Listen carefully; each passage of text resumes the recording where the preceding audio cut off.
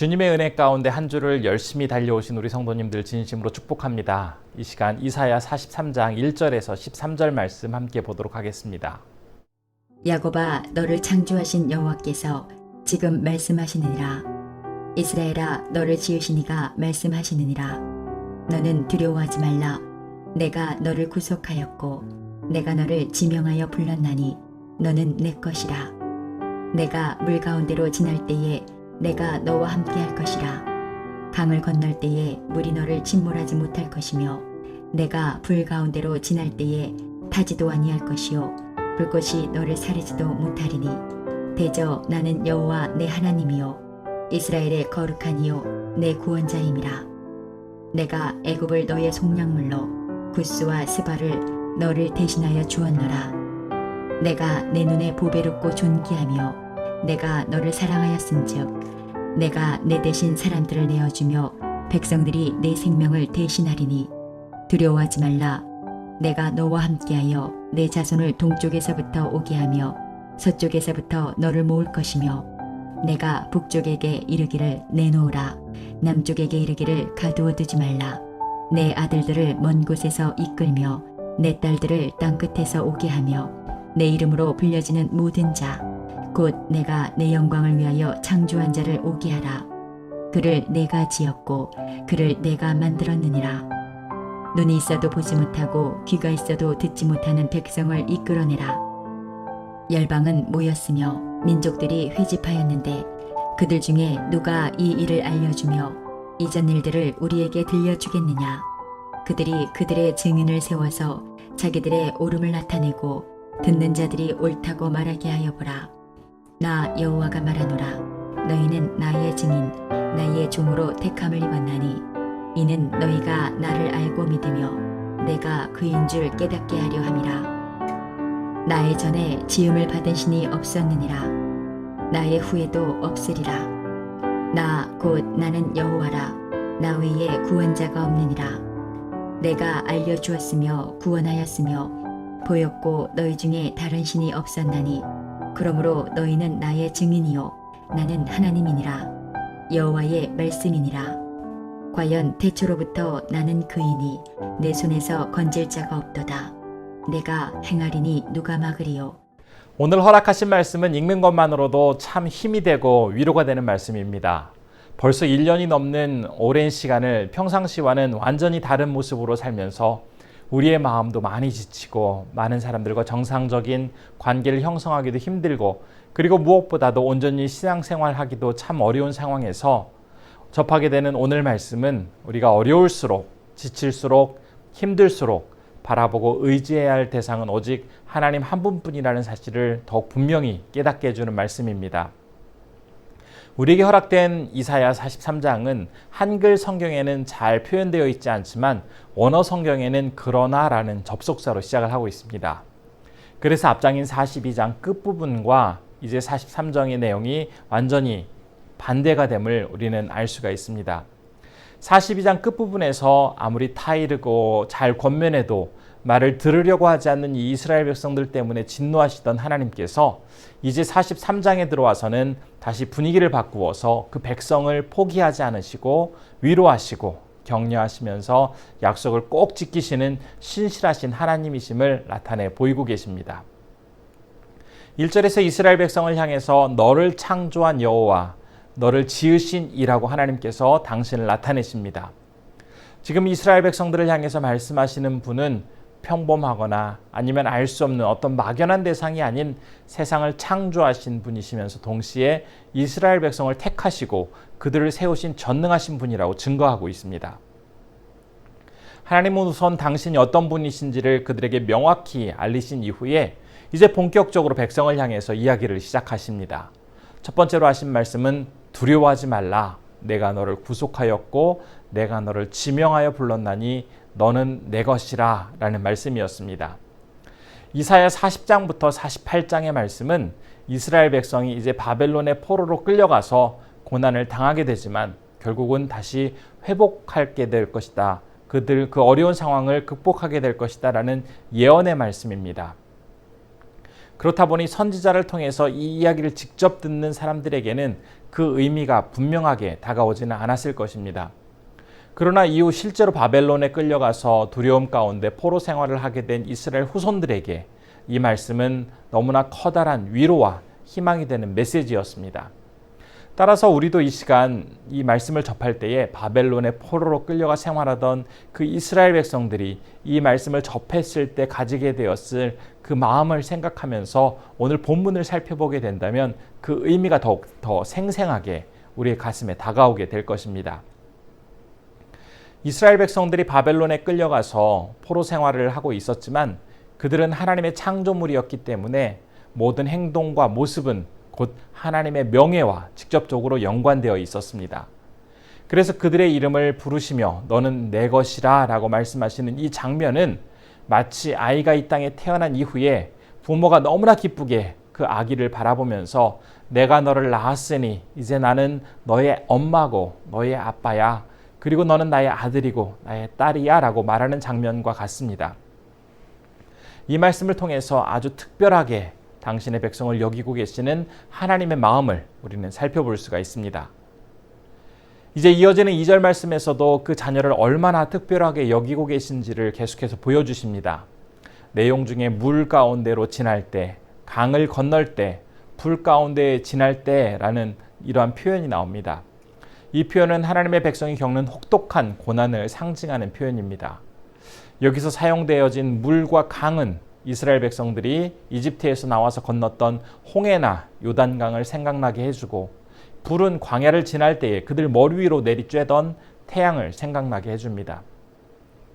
하나님은 당신이 선택한 그 자녀들이 어떤 고난과 역경 속에 있다 할지라도 변함없이 붙드시고 인도하시는 분이라는 이 말씀을 접한 바벨론의 이스라엘 백성들, 그들은 반드시 구원하실 하나님의 약속을 더욱 굳건하게 신뢰할 수 있었습니다.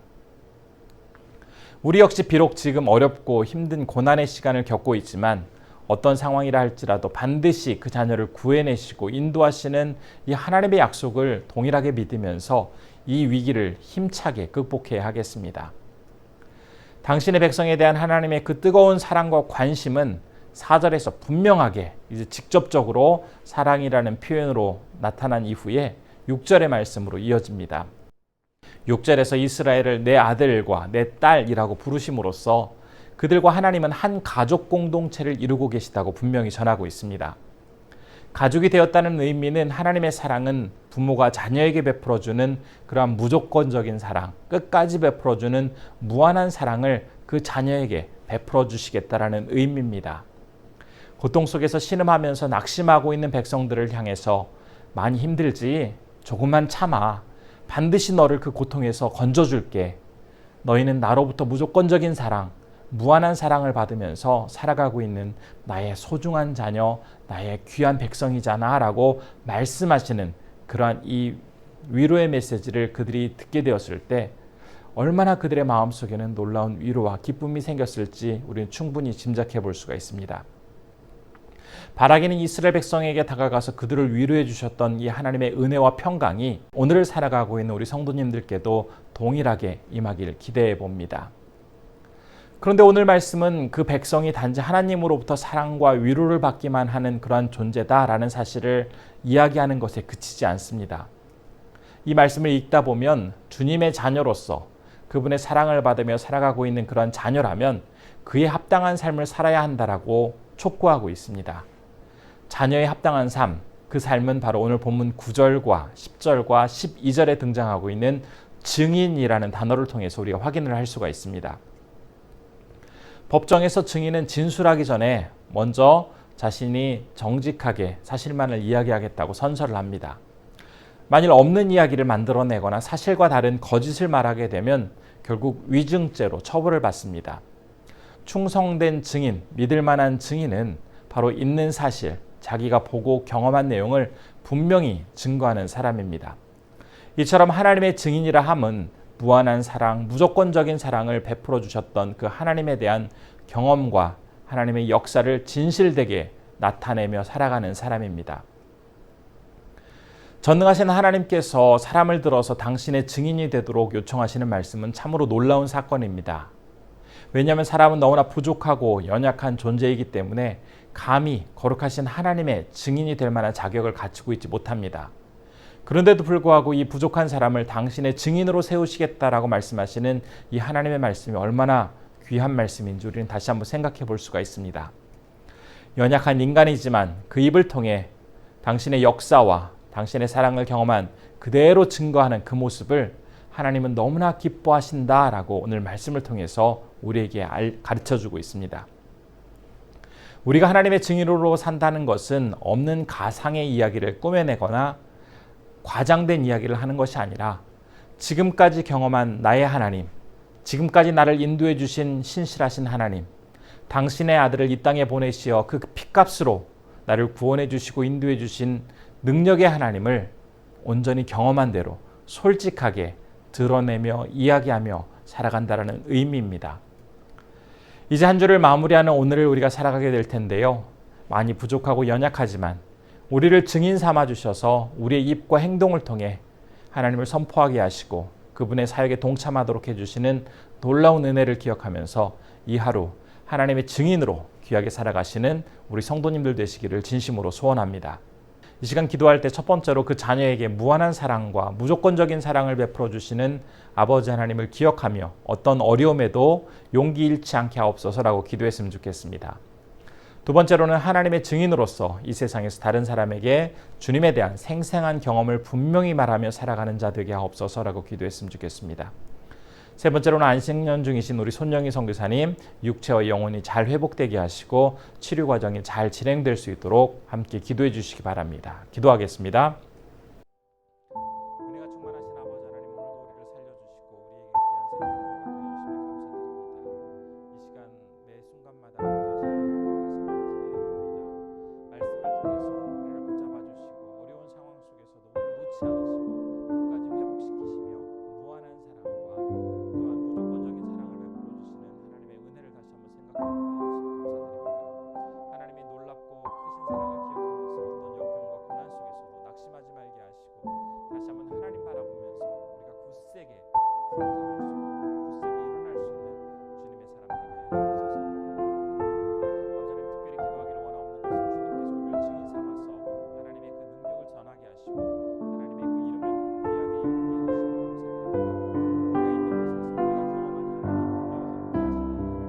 그 이름을 귀하게 여기게